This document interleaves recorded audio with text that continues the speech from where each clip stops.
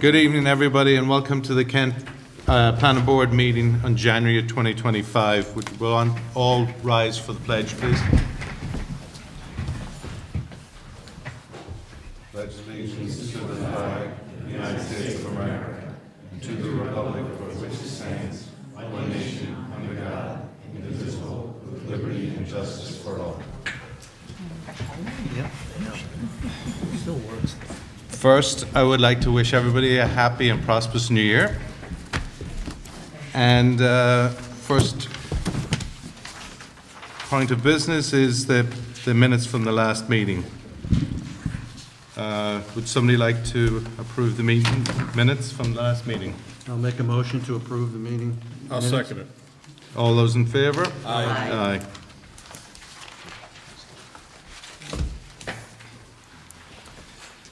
Okay. Beardwood.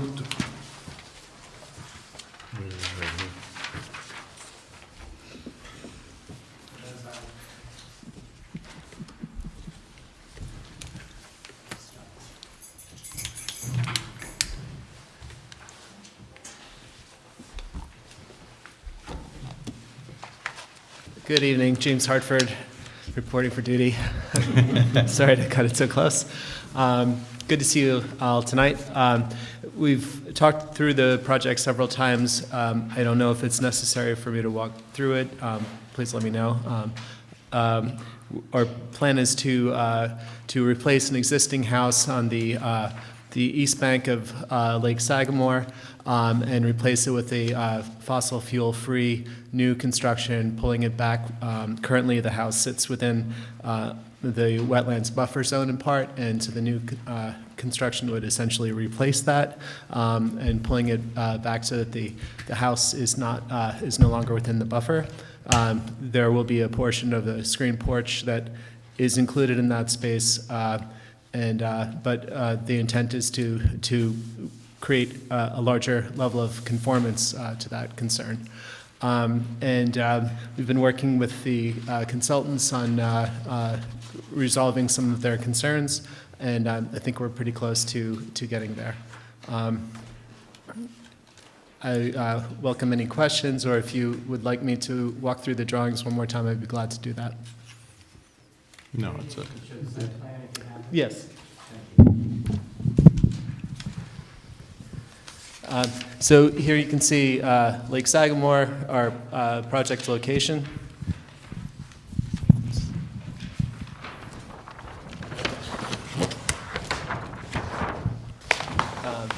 This is the existing conditions where you can see the wetlands buffer, the 100-foot setback from the lake edge, and the existing house is pretty close to approximately 50% on that line. So our goal is to basically shift it back here. You'll see that in the next image.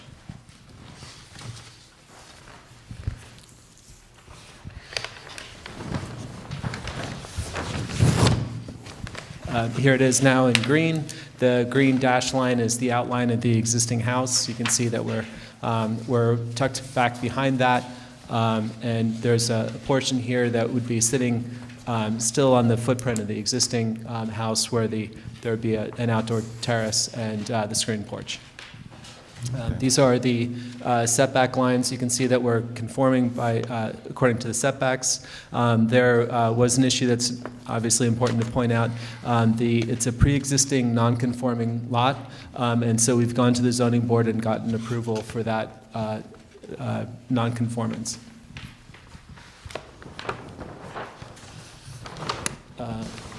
This is the basement level. It's a walkout basement from Sagamore.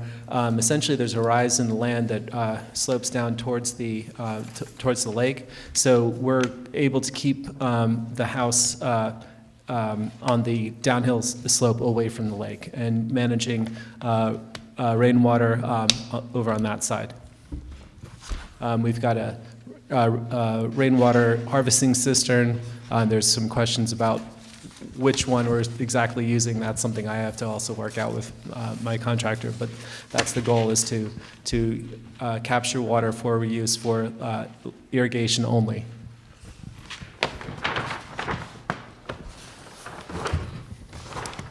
And, this is the kind of the let's call it the first floor. It's the first floor at the level where we're at the rise and a walkout entrance from the kitchen onto the patio. Here's that screen porch I mentioned earlier, and kind of views out towards the lake. Just a general representation of the types of materials and colors that we're looking at. Natural colors, kind of natural materials as well, muted, nothing really flashy, but kind of crisp and modern at the same time. Here's a rendering from Sagamore Drive. So you can see here's our walkout basement level, a stone base path that links around to the lakeside.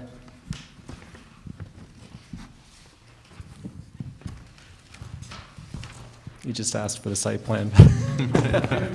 I'm on a roll. Here's the lakeside, keeping the roof line low, so it's not an imposing kind of presence across the lake. Obviously, taking in the views that that spot affords. And that's it. Okay.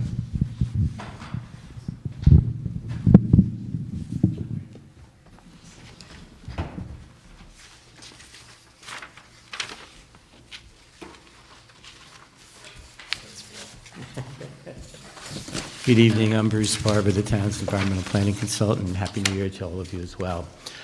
We've looked at this project several times now. Basically, it had a public hearing opened, and we were waiting for the Zoning Board of Appeals to render the decision regarding the variance, of which they have done so.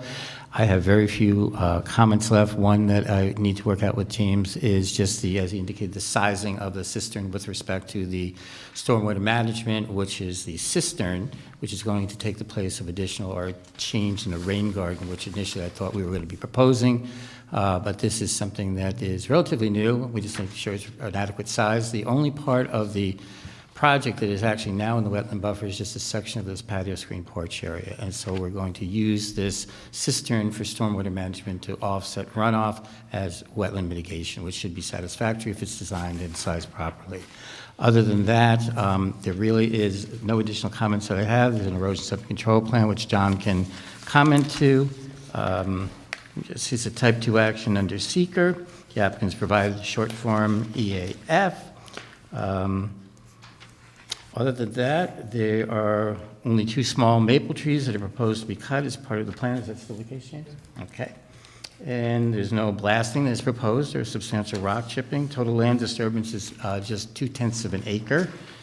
And basically, that's where we are. Other than the sizing of the cistern, I have no additional comments. So I'll take it over. John, you have anything?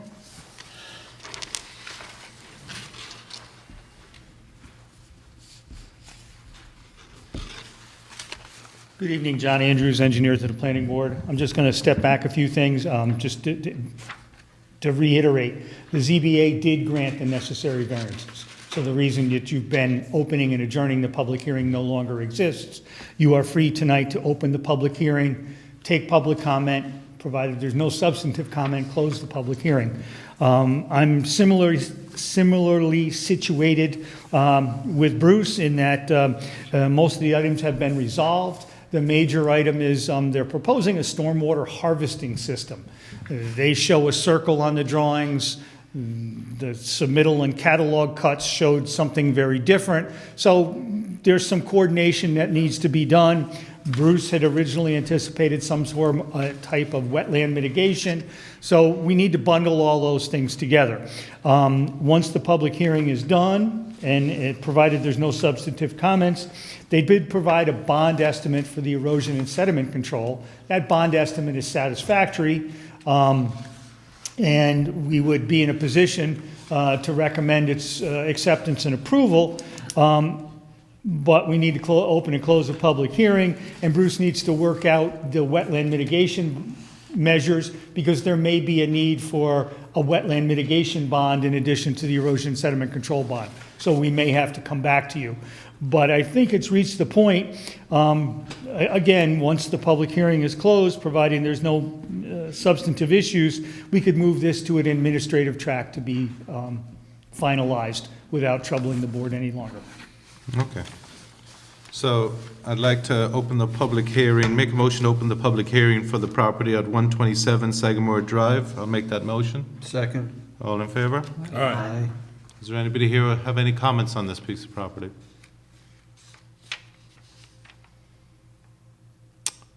Okay, if there's nobody has any comments, I'll make a motion to close the public hearing on the said property. Second. All in favor? Aye.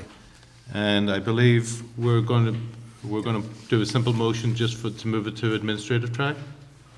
First thing I need you to do. Accept the bond. We don't have the bond numbers? Yes, we do. Oh, we do, It's sorry. in my memo, I'm sorry, I probably should have put it. The bond estimate is in the amount of $6,875. We would recommend that you accept that amount and refer it to the town board for their acceptance. And this is erosion control bond? Erosion control only.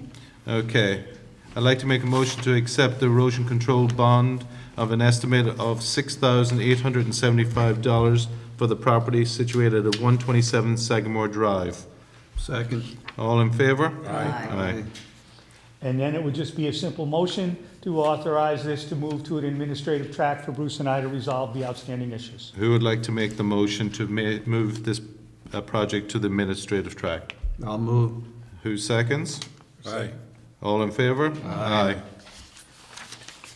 Okay, we're done. Thank you. Thank you all. Thank you. Before we move on to the next project, I don't see Giancarlo here, so we can have our alternate come up just for the time being. It's Kathy Doherty as the alternate. All right, the next property is Guy Lasaka.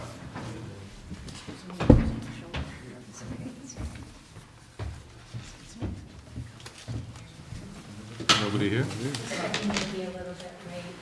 Oh, do you want me to move it to the bottom then? Okay. You might as well move the next two because both Guy Lasaka and Oh, done by this, yeah. Here, Mr. Lynch is right here. Oh. Oh. Everybody just running in the door. It's that kind of day. Daddy on the spot.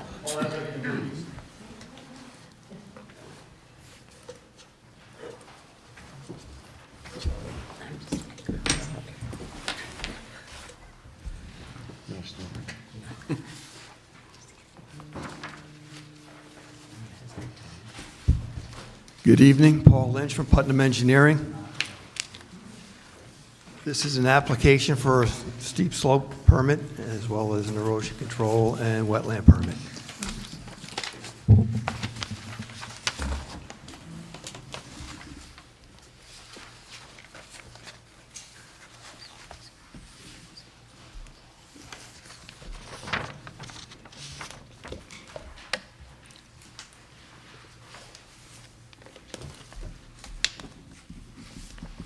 Okay, you're all familiar with Guy Lasaka, it's been here before. Couple things, it is here on public hearing tonight. No, public Both, hearing. both were supposed to be for public hearing.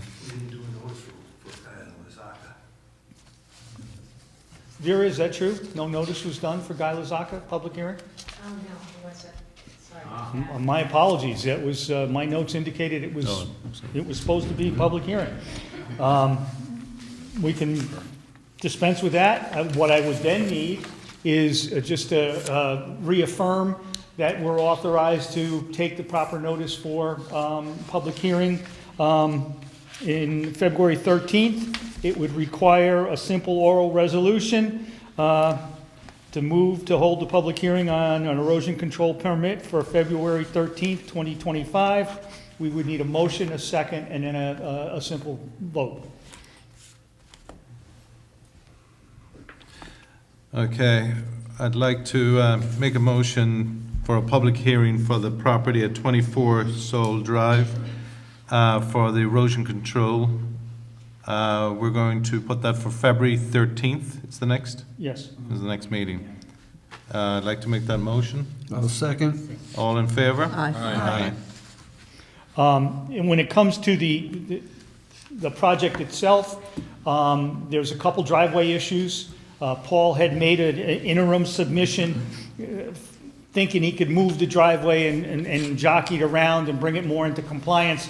Well, the more he moves the driveway, the more he increases disturbance, the more he requires an additional retaining wall. So it was counterproductive. My recommendation to him was to leave the driveway where it was and seek the variances. I think it's one variance for 11%. So I don't think, and it's been circulated, I think, to the fire district. I haven't heard anything. And I did talk to Rich Othmer, and I don't think Richie had any issues with it. But I have a memo that's dated December 10th, 2024, that remains valid and needs to be addressed. So there's no action you can take tonight. We'll be for a public hearing. And I would ask that you direct the applicant to address the open issues in my memo and make a resubmission. Okay.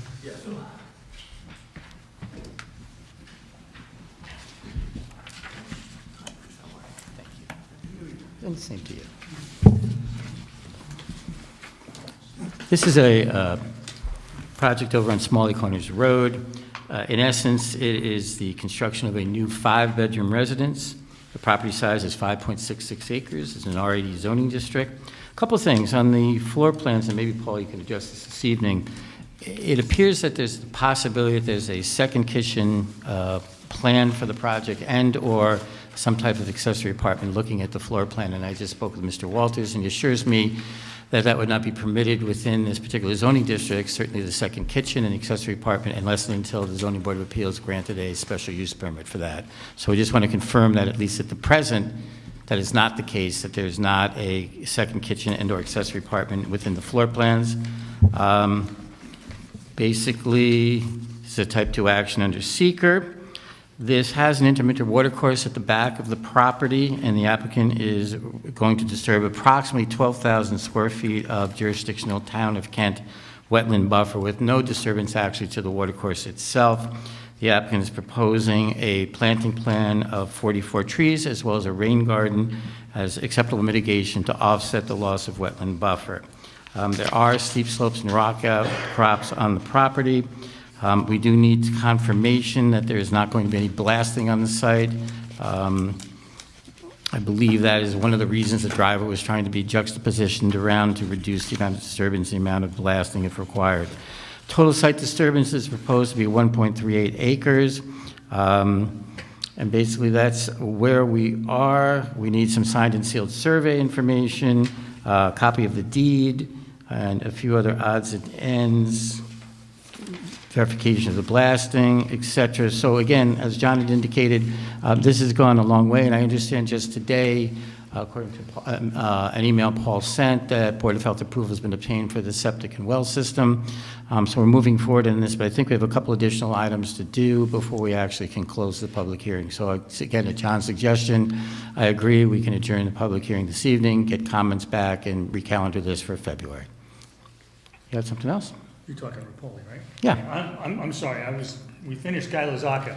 In this particular case, you did advertise for public hearing. Oh, So you could open the public hearing, receive any comment, and then, we're still talking about Guy Lasaka. no, you're on the Or Rapoli. Rapoli? Yeah, Bruce jumped in. Yeah, he confused me for a minute. Who's on first? No, so we're on Rapoli, and so basically, my recommendation is that you open the public comment, open the public hearing, receive any comments if there is anyone here, and then it's your pleasure, depending upon whether it's substantive comments or I would concur with Bruce. There's still some open issues. We did get Board of Health just today, but I still have a memo that needs to be addressed. There's some driveway slope issues that need to be resolved. So you may want to just open the public hearing, see if anyone wants to speak, and then adjourn it to February 13th. Okay. All right, I'd like to make a motion to open the public hearing for the property at Smalley's Corner Road, tax map 21, period 1-13. Second. All in favor? Aye. Is there anybody here who'd like to make any comments on this project?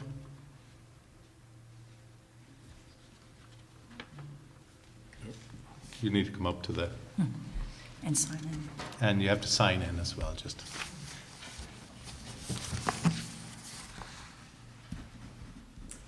Hi, everybody. Happy New Year. I'm Linda Prain. I live at 186 Smalley Corner, so it's the property kind of downslope from where this property is talking about. I know nothing about the installation of septic system, but being downhill from the property, I don't know if this is the time or if this is later, but obviously my partner and I are just concerned about implications from the installation of a septic tank, how that would affect us downhill, and ultimately the lake.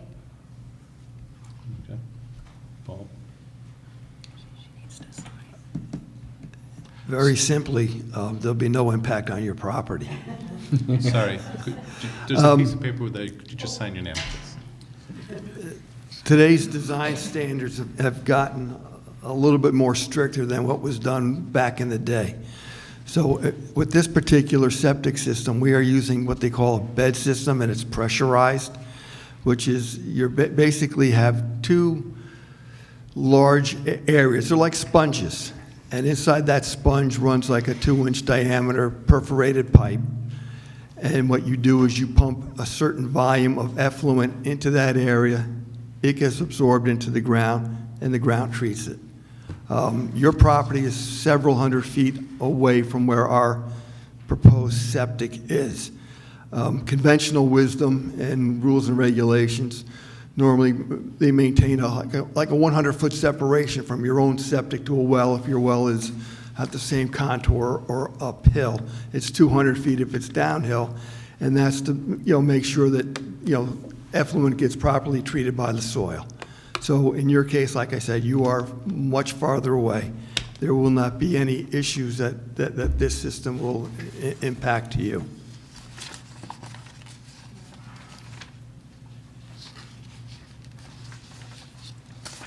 And if I may, I just want to add for the record, septic systems design and approval is the subject of the Putnam County Health Department. And so they have to make a detailed submission to that department, justify their actions, and I think this was also DEP, no? It was DEP, both of which have looked at this, and as Mr. Barber indicated, we received evidence today that Putnam County has approved it, so that means there would be little to no impact on surrounding properties or the lake.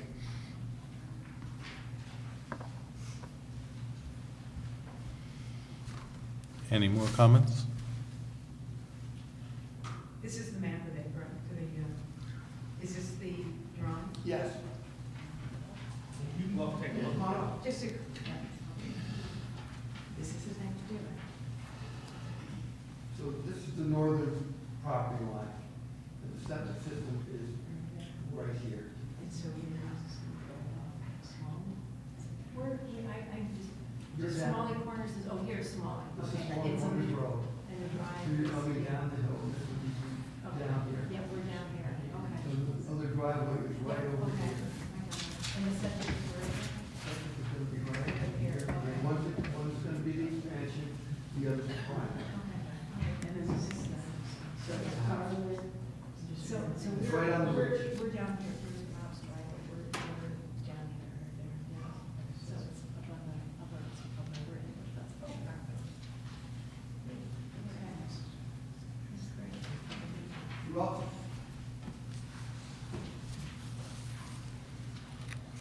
Okay, if there's no more comments, I want to make a motion to adjourn the public hearing to February 13th for this said property. I'll second it. All in favor? Aye. Aye. Thank you.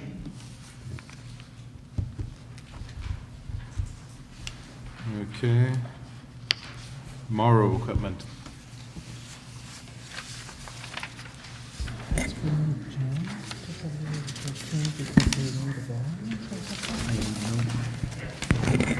So I mean, why is that adjourned? We just got the health department today, so we can make sure the chance, nobody has a chance to adjourn it till the next one. Okay.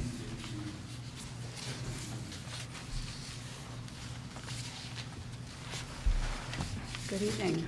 Happy New Year. Happy holidays. I hope everyone enjoyed. It's good to see you all again. For the record, Jennifer Gray from the law firm of Keene and Bean, representing Morrow Equipment tonight. We're here for the public hearing on the site plan and erosion control permit for the property located at 1264 Route 52. That property is currently owned by the Carmel Central School District, and Morrow Equipment is in contract to purchase the property from the school district. Morrow intends to use the property for its construction crane business, which has been classified as a permitted use in the IOC district, the Industrial Office Commercial Zoning District, where the property is situated. Just a little bit of background about Morrow Equipment, and this is mostly for the benefit of the public. I know we've been talking about this application with the board for many months now, but for the benefit of the public, Morrow Equipment is one of the leading tower crane leasing and sales businesses in the United States. At each of their facilities, they store crane components, crane parts, for delivery to various construction sites. Their staff also provide maintenance for those crane components, as we've detailed in our application materials. Morrow currently operates out of a facility in Millwood, New York, in the town of Newcastle, and they've operated from that site since 1969, but their operations are growing and they're in need of a larger site, so they would like to come to the town of Kent. So our proposal includes the construction of a 22,400 square foot office, parts, and storage building where the equipment maintenance will be performed.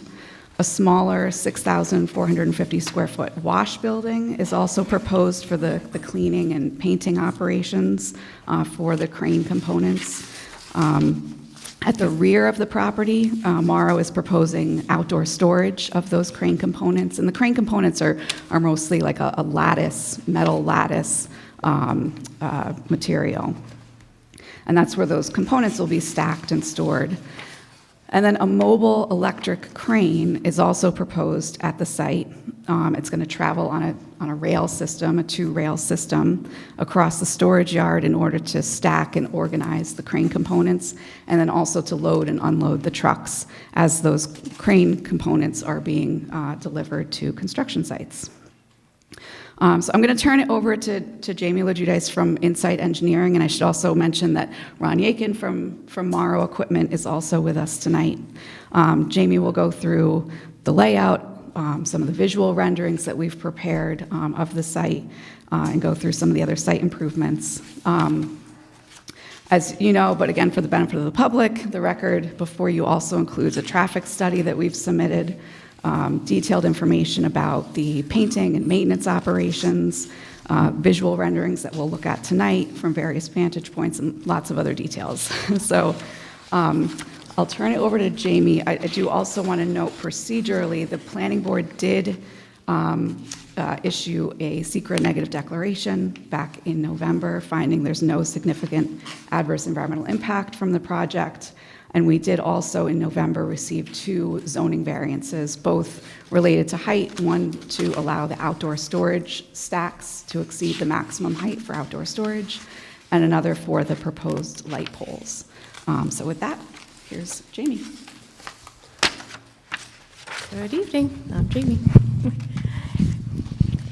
From Insight Engineering, Surveying and Landscape Architecture.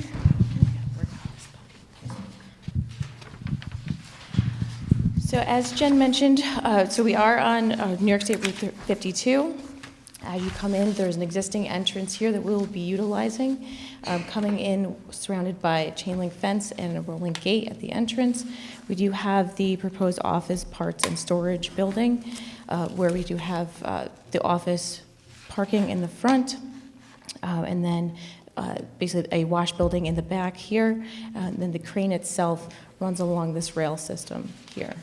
There are the storage components that would wrap around that crane component area, basically being that the crane would be able to stack and organize the crane components in those areas.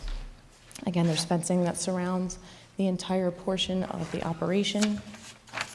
That is a gravel area that's currently existing, and we will maintain that as well, with concrete pads around the work areas and then asphalt where the workers' parking areas would be. There are 2 existing stormwater basins that are on site that we will be utilizing. Those have been designed as part of the original approvals with the former projects, and they will maintain and operate for stormwater treatment for this project. The proposed septic is also now are also located here in a similar location as it was previously proposed.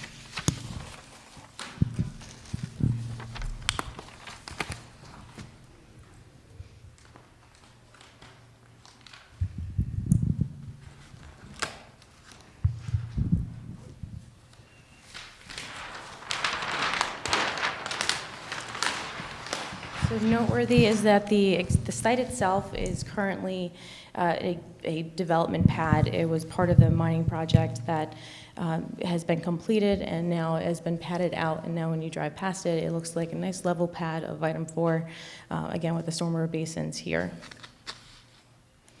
There is also a DEC wetland that's on site, so I do want to mention that our project does not impact that wetland nor any of its buffers.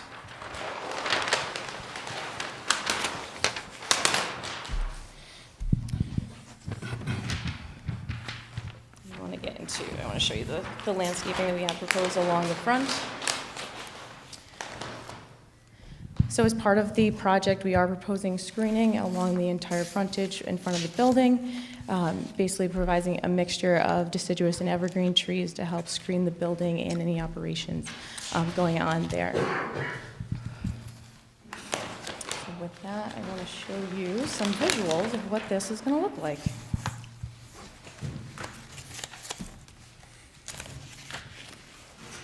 Looking at the building, looking at the building from 52, this is a very nice looking building, nice complementary colors with the Morrow blue and their signage here. We do have renderings of the wash building as well that's located behind this building.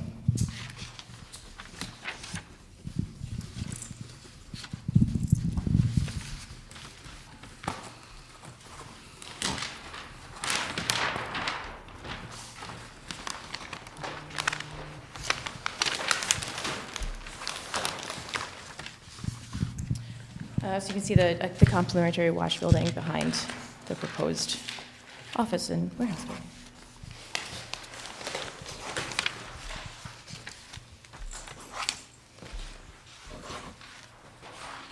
Give you a nice general idea of what the crane will look like. This is a schematic of the crane itself showing the overall height.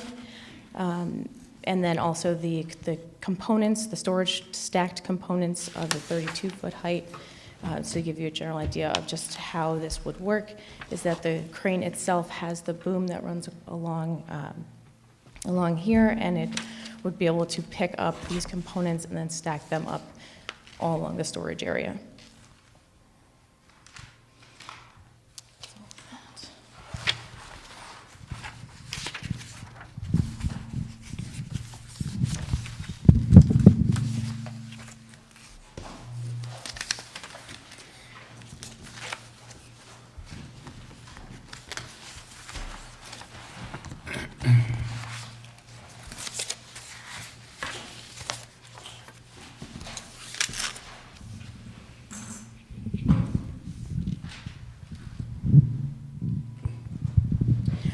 So looking at a few sections of the site, we looked at basically looking through the mobile station past Ludingtonville Road, through this Sunoco station, and then through the wetlands, the existing basins, and running through where the crane would be past the site up to the adjacent pet hospital. Another section, which I'll get into in a few minutes, is looking basically from closer to the entrance, looking through the site to 84, and again, another looking through the building from Route 52 to Route 84, Interstate 84.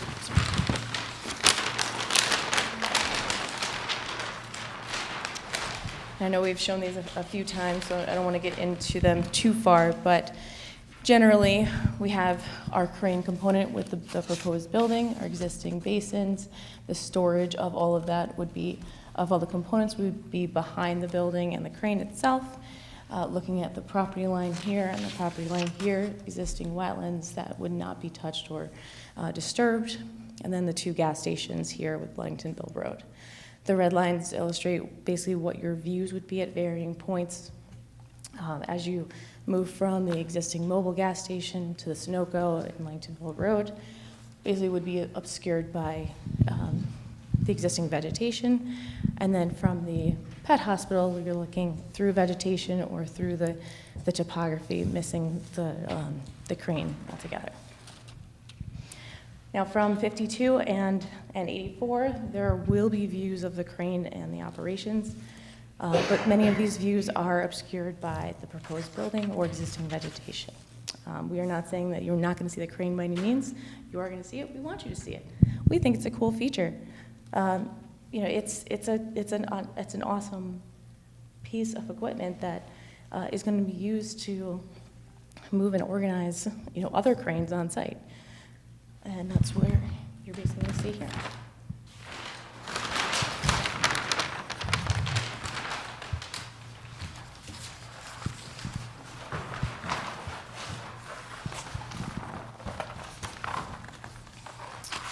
As part of the seeker review, we did look at the actual views of what this would look like from 52, and then basically from closer to the entrance, and then looking back as you're driving north and south on 52. And basically this is the existing photo that we took, and we tried to take them in leaf-off condition, so you see the maximum views. There is a lot of green, however, as you're looking, there's no trees in front here. This is your existing entrance. And this is what you're generally going to see when you're driving down 52. So you will see portions of the proposed building. We did screen as much as possible, and you will see portions of the awesome crane. And again, from here, the crane is going to be a little more obscured, basically because of where it is located behind the proposed building, and the proposed vegetation. And just the nature of where the crane is going to be generally will be set back on the property. So there will be less views of that as you're driving up 52.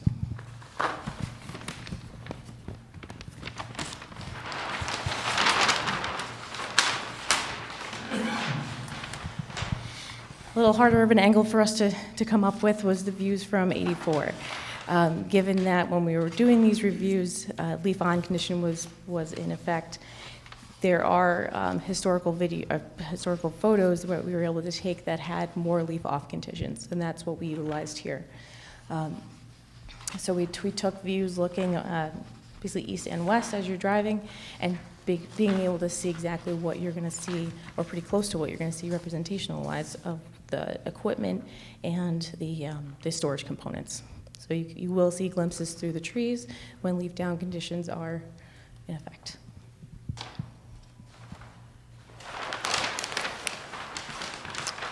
I don't know if there's anything else that we wanted to present tonight, so we give it to you. Okay.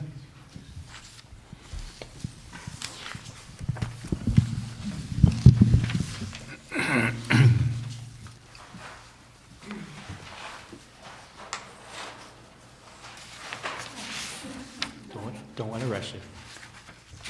Thank you. Open this up a little bit here.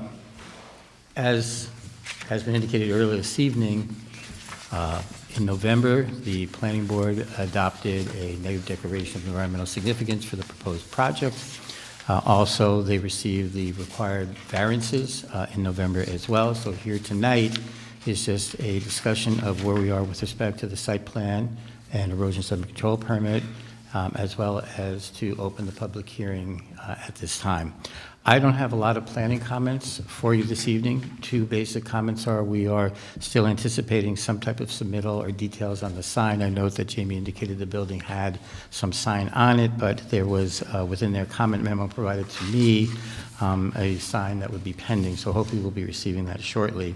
The other thing is that there are design standards within the IOC zone of which this property is located. And I asked Jamie to look into those design standards to make sure that they are compliant, of which she did so.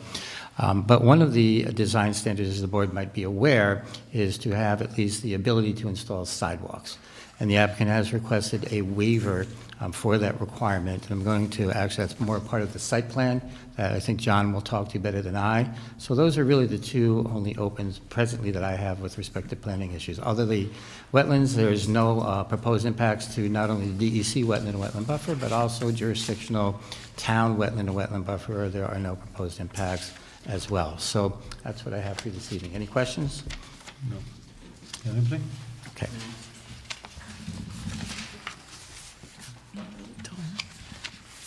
Good evening. Let me just start with piggybacking on Bruce's sidewalk comment. As you know, we've never really made anybody build the sidewalk. What we have asked and what I think would be appropriate for this board to consider would be for the applicant to designate an area along their project frontage and grant an easement to the town. Insight is familiar with the form and substances of those easements. And basically what that easement would do was set aside the land and give the town the opportunity, if and when it becomes appropriate, to build the sidewalk without further intruding upon these folks. So that's something I would ask you to consider, and that could be handled as a condition of approval should you reach that point. As similar to Bruce, I don't have a bunch of new comments. What I basically have is a litany of approvals and authorizations from outside agencies that need to be obtained. We need sign off from New York City DEP. They need to accept the amended SWIP. They also raised some concerns during the environmental review that they need to kind of sign off on. We will need Putnam County Health Department approval. They have made an application. All I would ask in the future, when they make those applications, they send us the cover letter, but we would like to have, at least in electronic format, copies of what the health department gets, because sometimes we like to verify that we're all seeing the same thing. They have also made a submission to DEC, I believe, or DOT, I believe. Oh, they have not. So that's one of the approvals that we're going to need going down the road. There was also, if you recall, there was some issues related with New York State DEC regarding air quality permits, because they do have a paint booth, they do have some other aspects, and there was going to be an investigation. They've committed to getting the necessary permits, but we haven't had any additional clarification on that item yet. And the rest of them are kind of dotting I's and crossing T's.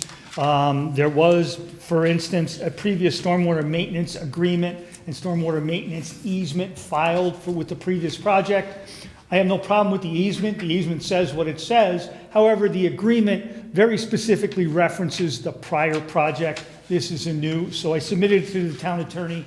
I'm waiting for his direction as to whether we need to file an amended instrument or not. But most of these are belt and suspenders. They did submit a bond estimate.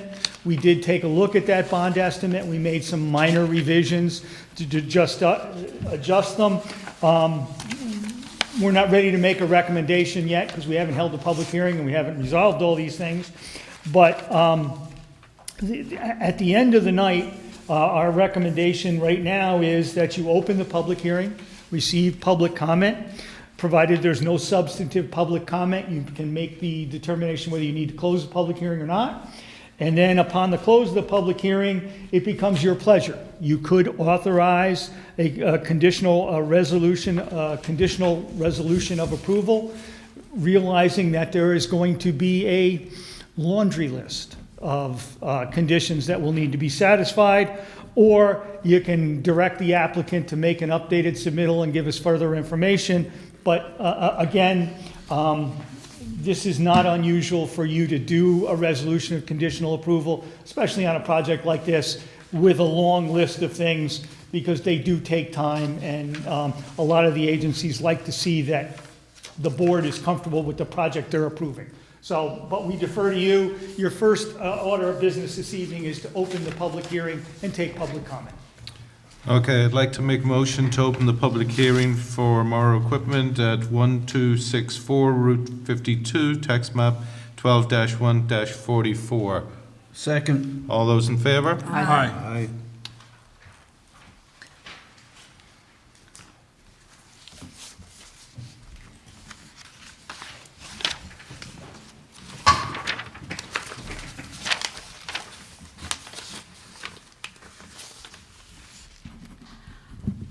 happy 2025. I'm still not used to it. 2024 went way too fast. But I'm Julie Boyd. Tonight I'm wearing multiple hats as a resident, as the president of Plan Kent, and as a representative from the Carmel Kent Chamber of Commerce. I support that as long as really what the consultant said. When and if they meet all these requirements and you guys approve them, because that is your job, not mine, we're more than happy to welcome them to the business community, to Kent, and to that abandoned, ugly piece of property that they appear to be able to make pretty, maybe. Or maybe that's a strong word. At least it'll be a lot more attractive than it currently is. It won't look like the Serengeti Desert moved in. So that was my own comment, as I follow the lead of the consultants and have no problems. Thank you. Thank you. Thank you.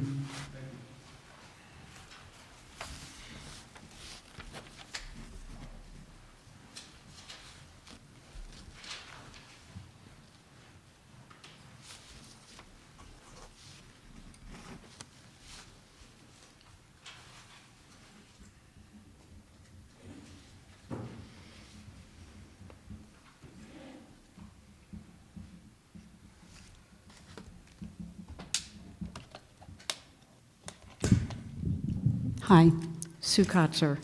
I live in the town of Kent, and I've been attending the planning board meetings pertaining to this project since June of 2024, a total of 6 meetings. And then there's also workshops. This planning board and the professional consultants to the planning board have been very diligent with investigating every angle and aspect of this project. Also, the engineering company, Insight, has provided the extra materials asked from the board so that it could have better understanding of the Morrow Equipment Company. From a balloon visual height test to enhancing the drawings of the proposed building and also including landscaping and lighting. I believe that the materials and information provided for this project have met the criteria for a viable, suitable industry for the Route 52 location in the town of Kent, and that it should be granted approval to move forward to the next steps necessary for it to come and move forward. I also have a piece of, just a little article from this little planning thing. Planning and zoning boards are vital to local governance, guiding community development through zoning districts and regulations. They ensure projects comply with zoning laws, preserve community character, and minimize environmental impacts. And I think this board and the consultants have done due diligence. So thank you very much, and Thank you. let me just pick up this clip. Thank you. And Thank good evening. Thank you. Thank you.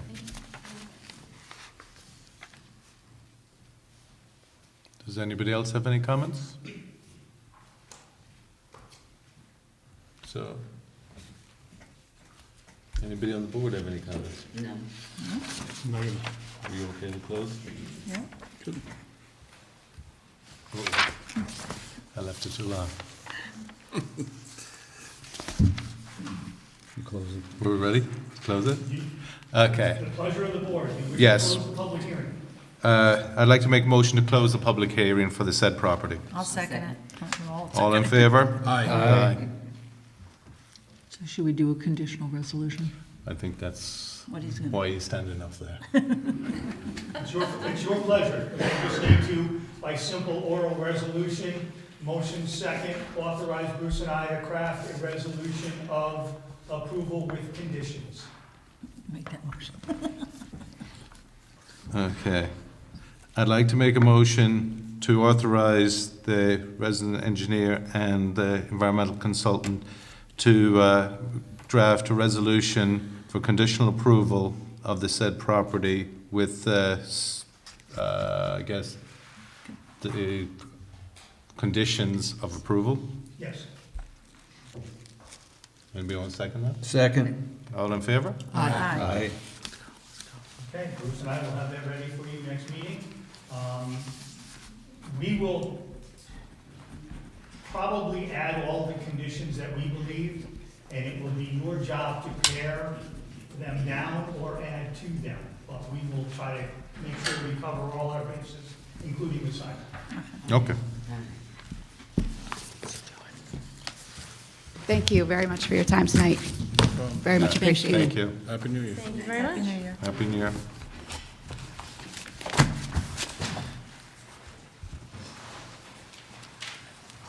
Okay, next on the agenda is Kids Cottage.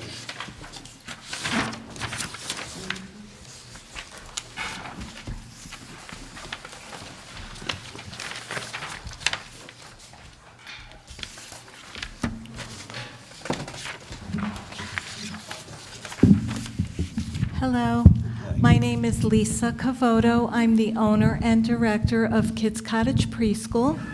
We have our main office and location on Route 6 in Mayapack, and we would like to have our second location at 531 Route 52 here in Kent. I am asking for a change of use for the space, which is currently a retail space at the Kent Lakes Commons. It had previously housed the Kent Kids Daycare, and I have a contract with the Carmel School District to run a universal pre-K program there at that space. One classroom currently. I was hoping for two, but that didn't come to be. So they only had one space available for us, so it would be one classroom. It's 1,000 square feet for 20 students. And the Carmel School District has provided me with a contract to give these children free preschool before they enter kindergarten in September. It's an unusual short semester. It's for, just ending from January to June. And then hopefully, if all goes well, they will give me a contract again to do it in September. So the classroom will hold 4-year-old students, and there's one certified lead teacher with 2 assistants. We will also be utilizing a small playground space that's fenced in on the property for the students. Did I say everything? Is there anything else that you needed to know? Yeah, of course you can ask a question.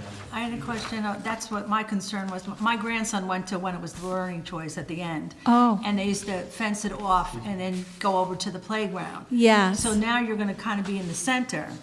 Yes. And how are the kids, because there's other stores on either Yes. side. I was just wondering how safely are you getting those children over to the playground? So what we would do is we have what is called a line leash for the children, and they would hold their circles.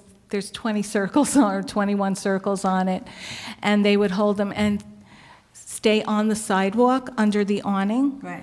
To walk to the end of the building, and the opening to the gate is right there at the end of the building.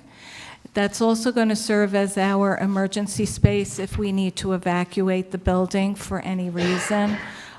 We had our fire inspection yesterday, and we passed it, and that was the recommendation of where we should go should there be a need to evacuate the building. There's a secondary space to evacuate if that space is not available, which would be on the lawn directly across from the door. So that's where we would go. Also, the district would provide transportation should we need to have the children evacuated from the facility completely and go to wait at the Kent Elementary School. But right now, the parents are going to be dropping the kids off now. The parents are dropping the kids off now. They're And not what being time would that provided. 9 a.m. to 2 p.m. So it's a 5-hour program, 5 days a week. Bless you. God bless you. What is, when you say universal preschool, Yeah. what does the universal mean? So that means that the district would provide a curriculum outline for us to follow, and it's universally used, that curriculum, for pre-Ks, much like curriculum is used in public school for kindergarten through 5th grade.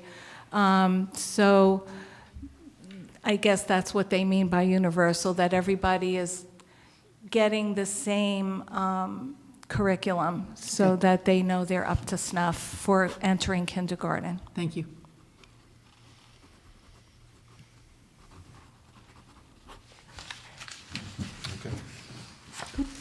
Oh, thank you. I did. Okay, never done anything like that. I spoke with Mr. Walters, the building inspector, about this application. We do have a site plan on file demonstrating the parking on this particular property. There are some special requirements with respect to a preschool with an allowable use within this zone, one of which has been mentioned, that there's a playground requirement, and also the project needs to be within 50 feet or outside 50 feet of the property line, which it does. So basically, Mr. Walters has issued a letter indicating this is a de minimis application in which there's no further review or action need to be taken by the planning board at this time. However, the applicant has indicated they wish to at some time expand, if possible, into an adjoining space. If that is the case and that is happening, then we're going to ask the applicant to come back before this board to appear to see if it still would meet the requirements of de minimis or if we have to do additional work on the site plan, et cetera. So our recommendation tonight is no action needs to be taken by this board. Okay. Thank you. Thank you.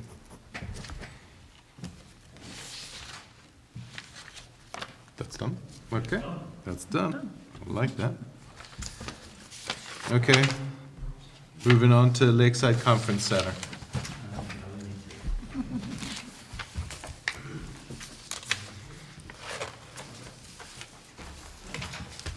So Simon, that's de minimis? And Yes. so we don't need to make No, any. we don't have to. Great, good. Good evening, Planning Board. My name is Sean Steer. I'm the director at Lakeside Bible. And, well, first off, let me just say, we got ourselves into a bit of a pickle. I do apologize because we had a citation because we had some dirt brought on our property, and out of ignorance, we allowed this to happen, and I think we're seeing if we can make that right. And in the midst of that, the construction company that was building a retaining pond, I guess, for the county in Carmel. And they asked from a church connection that we had if they could dump some dirt on us before we had an area. And ignorantly, we said yes. And now I wish we hadn't. Anyway, once we figured out, the neighbors called because we had trucks coming through dropping off the dirt. And so Bill and others had come out and took a look at what was going on. And so we have a citation. And we want to make that right and see if we can clean up the issue or get the permit and the necessary, whatever it takes to take care of the issues that we've created. We'd asked the construction company to be involved because they were primary, and I think they did in knowledge what we did in ignorance. And so they engaged for the first month, and I thought we actually had calls with Bruce, John, and Bill on this issue, and it looked like they were going forward. And then just before we were getting ready for the last meeting, they dropped by the wayside and said, hey, we're not going to do anything. And so I was in Oklahoma for some holiday stuff, and I got a phone call saying, hey, we needed to deal with this because the construction company who had these meetings and who had an engineer were starting to work on this. We're going to do nothing. And so our team has put together a rudimentary understanding, because what we didn't want to do is ignore the citation and the board on this item. And so I guess what I'd like to say is that we're a bit at the starting point. We put together a rudimentary response, and I'm looking to get an engineer hired and just get everything working as much as we can. And I saw today the comments, I think it was John's comments and Bruce's were already in just a few days ago, and so I think we'll use those as a springboard. But that's where we're at the moment, and so I don't have a big plan, but I'm happy to engage as much as, I have no idea what I'm doing here, but engage as much as you guys would like today, but that's kind of where it's coming from.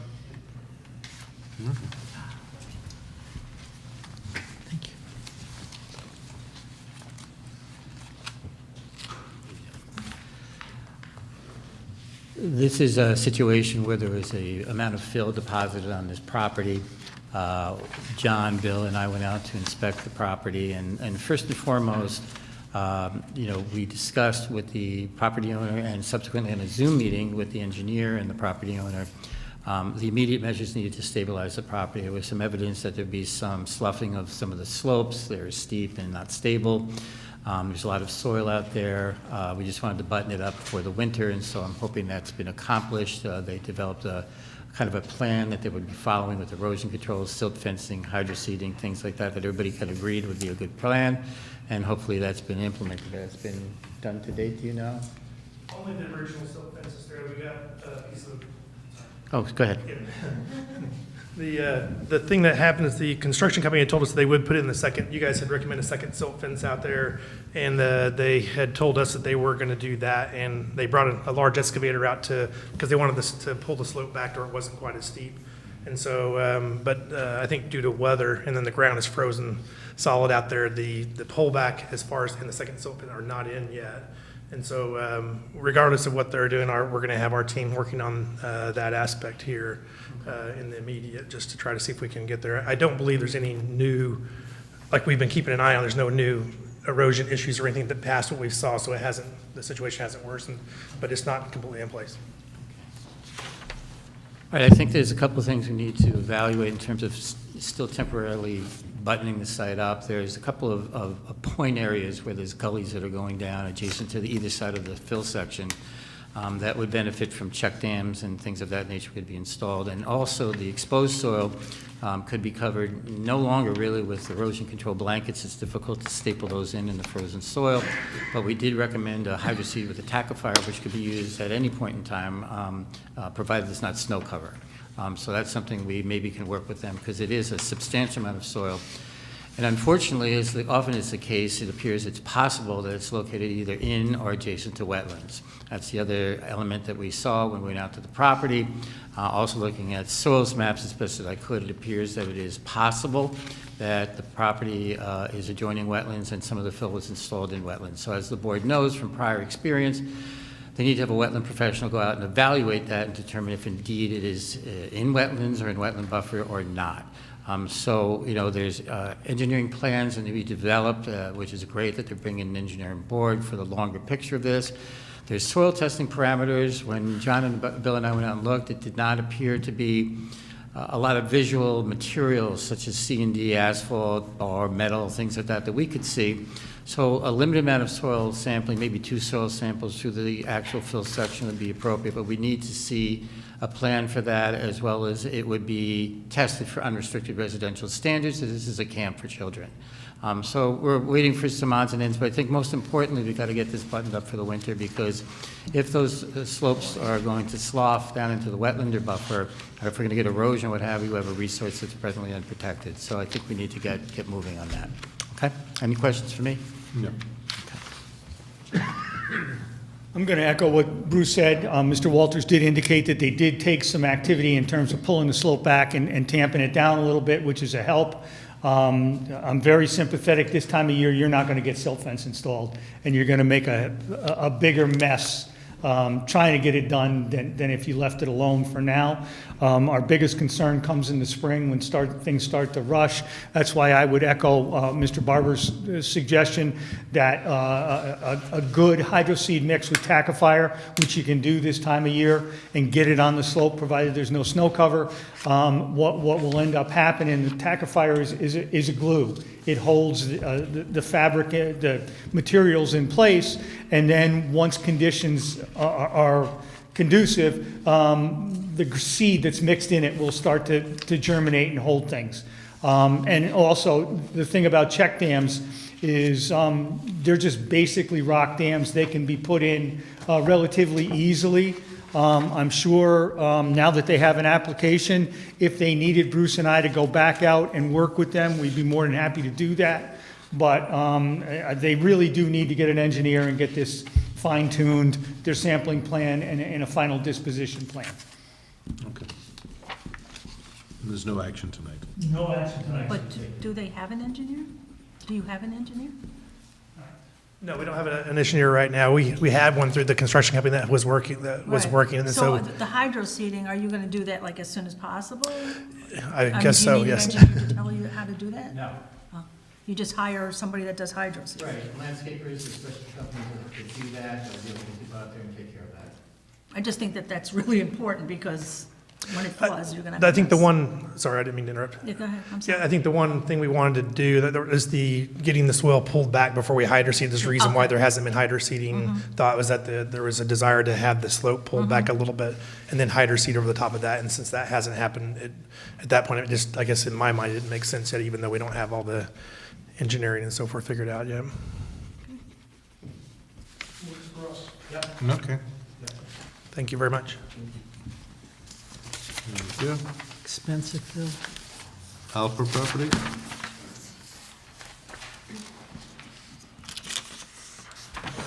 No, Alper property, sorry. The next on the list. No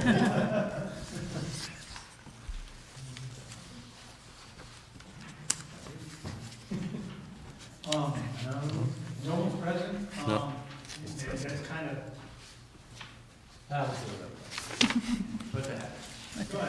What the heck?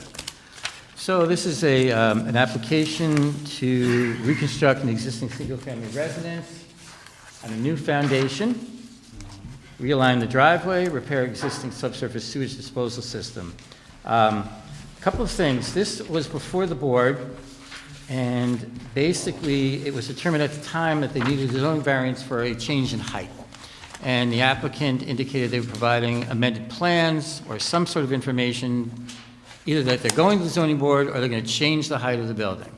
And we received information earlier this month that basically they decided to reduce the size of or height of the building by removing this half story on the second floor, in which case they are now in compliance with height requirements, which means therefore they do not need their zoning variances. So basically, there's some odds and ends left to do on this particular property, one of which is this common driveway that seems to be coming up, at least for me, in that there is a shared driveway situation, and apparently the driveway is owned by the adjoining property owner, as is this lot, and the applicant has indicated an attorney is working on some type of language in terms of long-term maintenance, access, et cetera. We don't have that yet. Other than that, we do have Board of Health. Sorry, Bruce, Yeah. is there an easement already on it? There's nothing there yet. Basically, it's just a common way that's not even labeled as a right-of-way. So in writing several memos, been asking for that, Simon, in terms of what, you're getting access to this lot, how are you doing this? And so that's what they're doing. They're putting together that document. I would expect they would have a meets and bounds, an easement, and all the legal descriptions, et cetera, maintenance agreement, et cetera, that the board wants to see. So that's what I'm hoping we're going to see. Other than that, there is a need, they have a wetland permit required for this application. They have not yet provided a wetland buffer plan for mitigation. Let's see. They need complete updated signed and sealed plans. The plans that I received were not signed and sealed by the New York State design professional. Let's see, other than that, they provided most of everything else. No blasting is required. And so for me, that's really where we are. We have some odds and ends left to do on this particular property. I see John is actually waiting to talk to you, so I'm going to sit down now. Okay. I am not pushing Bruce away. Bruce's summary was correct. They've spent all this time figuring out what they were going to do with the building. We issued a memo back in October, and interestingly enough, no response to that memo has been received. So, we were waiting for them to make a submission regarding the ZBA. Obviously, they decided not to go that route, but it seems like they ignored our memo. So we prepared a memo which basically says, you didn't do our other stuff, so here it is again. And there's a lot of issues, because as Bruce says, they need a wetland permit. You also need an erosion control permit. You need a stormwater management plan.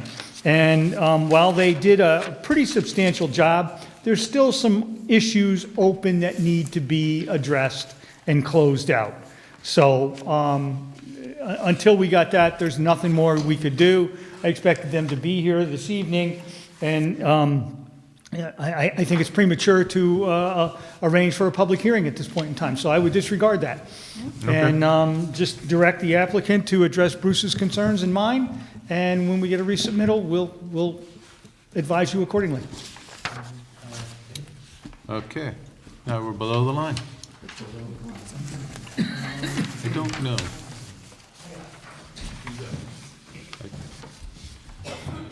Before I go below the line, I see that Jason is here, and I think you're here for Beresford? Not on the agenda. We didn't get the plans and your submission until last week, Bruce? So it didn't get to us before the deadline to be on the agenda. I apologize, but I don't handle distribution, but I actually have your number 1 below the line, and it says we received a new submittal. It was received on January 3rd of 2025. It will be on for the February agenda.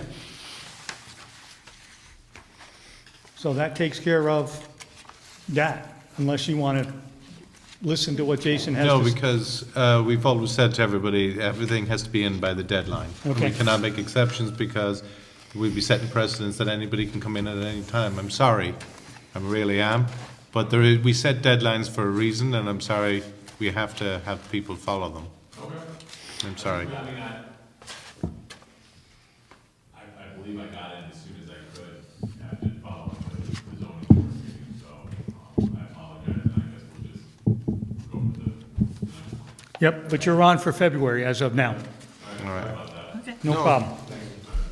Okay. Thank you. Next one is Chuang Yen Monastery. We're waiting for some stuff for them, but I think those buildings must be They're up. done. Yeah. So what might be appropriate, Mr. Chairman, is that you authorize Bruce and I to go out and take a look and deal with an as-built condition as opposed to a previously approved condition. Evening, your board. Bill Walters, building inspector. I went out there about 2 weeks ago, did a final inspection. The building is up, it's ready. I have not issued a CO because it hasn't finished with the planning board and the SWIP and everything else. So according to this new MS4, I'm not supposed to issue COs until all of that's done. So I told them if they want to, they can come in and get a TCO, which I dislike giving out because they're hard to track. But we could issue a TCO so that they could occupy the building. I have not seen anything yet. But the building is done. It is operational. Okay, so maybe we got to do a site inspection? Yeah. We'll do a site inspection and report to you. Yes, sounds good. Okay.